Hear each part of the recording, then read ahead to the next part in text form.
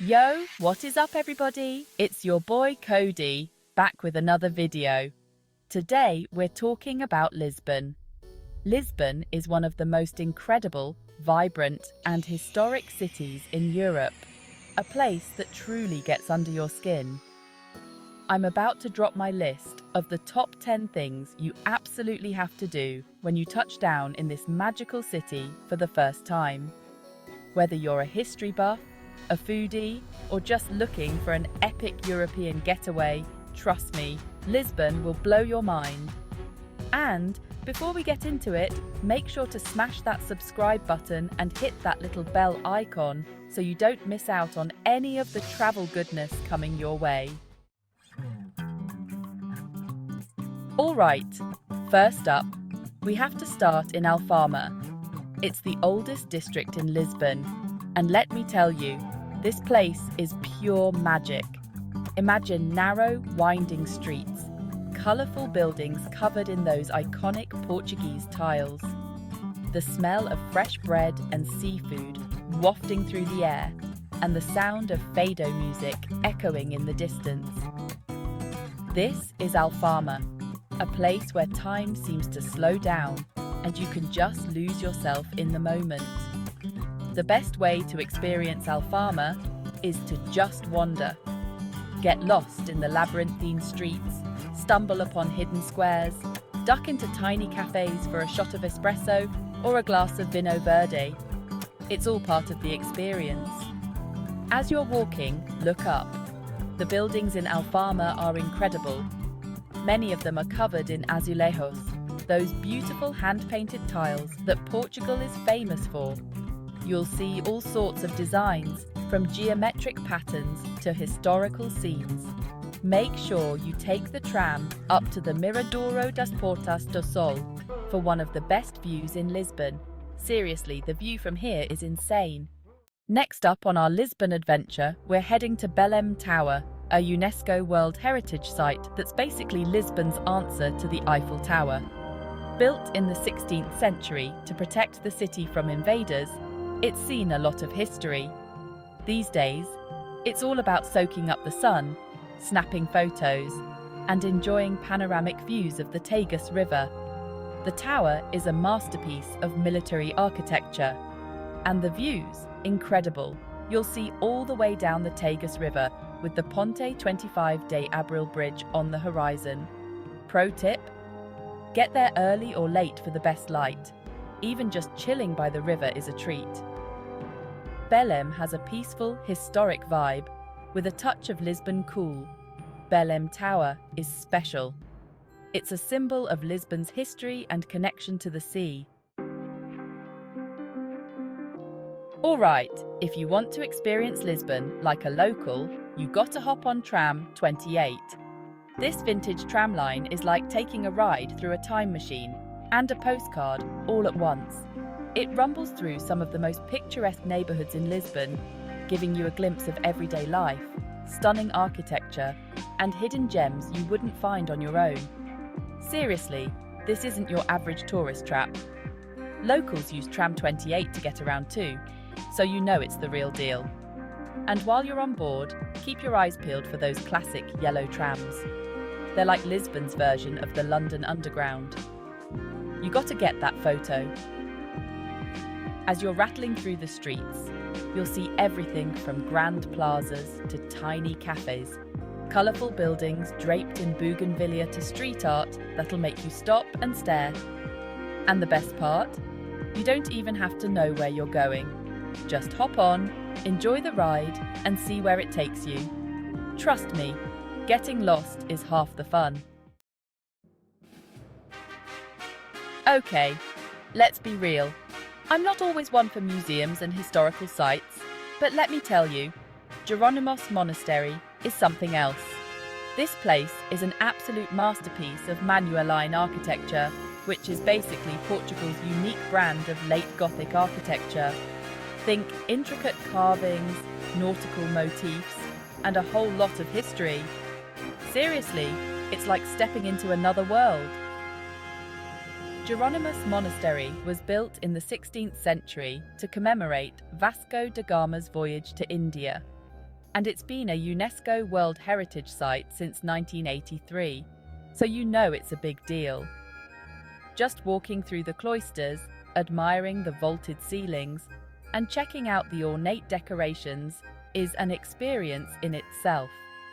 The way the light streams through those stained glass windows is pure magic. Try to visit Jerónimos Monastery early in the morning or later in the afternoon to avoid the crowds. All right, let's switch gears and talk about LX Factory, Lisbon's coolest and most creative neighbourhood. Imagine abandoned factories transformed into trendy shops, art studios, restaurants and bars, all connected by colourful murals and street art that'll blow your mind. It's the perfect place to spend an afternoon exploring, shopping for unique souvenirs, and soaking up that Lisbon cool. One of the things I love most about LX Factory is the energy. It's buzzing with creativity, with artists, designers, and entrepreneurs all doing their thing. You never know what you're going to find around the next corner. A vintage clothing store, a bookstore specializing in graphic novels, or a restaurant serving up experimental Portuguese cuisine. LX Factory is a haven for food lovers, with everything from traditional Portuguese restaurants to trendy brunch spots to street food vendors selling delicious snacks. But honestly, the best thing to do at LX Factory is just wander around and see where your feet take you. Now, if you want to talk about epic views, we gotta head up to São Jorge Castle. Perched high on a hilltop overlooking Lisbon, this ancient castle has been watching over the city for centuries. The panoramic views from up here are nothing short of breathtaking. Sweeping vistas of the city, the Tagus River, and iconic red rooftops. It's the kind of view that makes you want to start snapping photos like crazy. But São Jorge Castle is more than just a pretty view. It's a journey through time, dating back to the Moorish occupation in the 11th century. You can practically feel the history seeping from the stones. Explore the ramparts, check out the museum, or just enjoy the view. All right, let's head down to Praça do Comércio, Lisbon's grandest square and the beating heart of the city. This place is buzzing with life, from street performers and musicians to locals sipping coffee at outdoor cafes to tourists snapping photos of the iconic yellow buildings. It's the perfect place to soak up the atmosphere, people watch, and just feel the pulse of Lisbon. Praça do Comércio has a bit of a storied past. It was once the site of the royal palace, but that was destroyed in the Great Earthquake of 1755. Today, it's a bustling hub of activity, lined with shops, restaurants, and government buildings. Grab a coffee and a pastel de nata from one of the many kiosks, find a bench, and watch the world go by. It's the perfect way to spend an afternoon in Lisbon. All right, let's talk about everyone's favourite topic: food! And when it comes to Lisbon, there's one treat you absolutely have to try. Pastéis de nata, those little custard tarts that are basically Portugal's national dessert. And trust me, once you've had one, you'll understand why they're so famous. Now, you can find pastéis de nata all over Lisbon, but there's one place that's said to have the original recipe. Pastéis de Belém.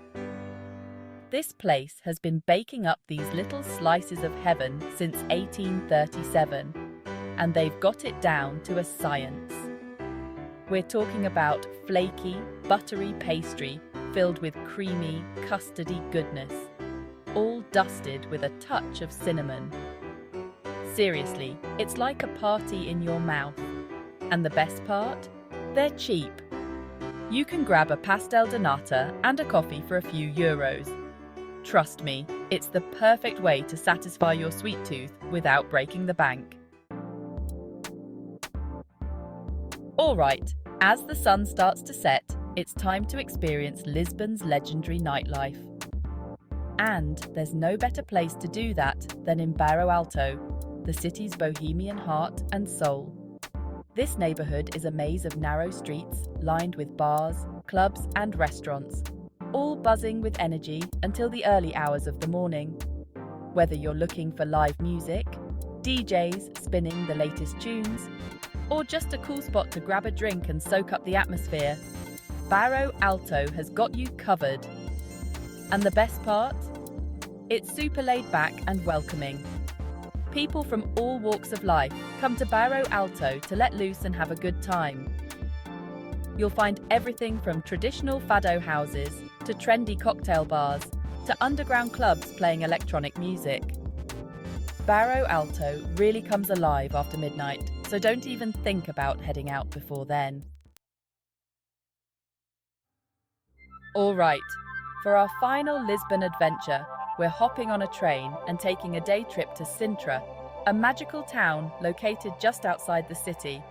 Imagine rolling hills covered in lush forests, fairy tale castles perched on mountaintops, and colourful palaces straight out of a storybook.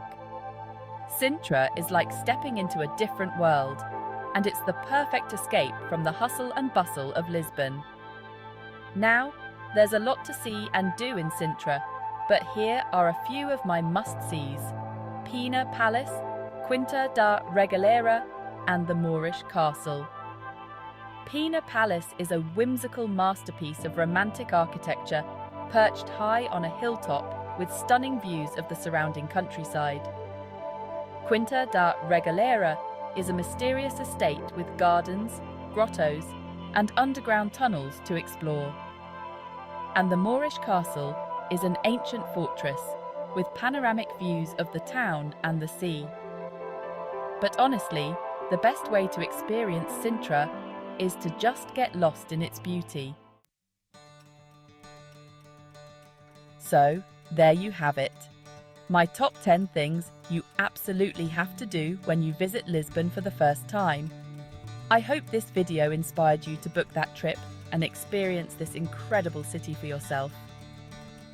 From the historic neighbourhoods of Alfama and Belém to the vibrant nightlife of Bairro Alto, from the mouth-watering Pastéis de nata to the breathtaking views from São Jorge Castle, Lisbon has something for everyone. And hey, if you've got any of your own Lisbon tips, drop them in the comments below. Let's share the Lisbon love. Don't forget to give this video a big thumbs up if you enjoyed it and hit that subscribe button for more travel adventures. As always, thanks for watching, and I'll catch you in the next one.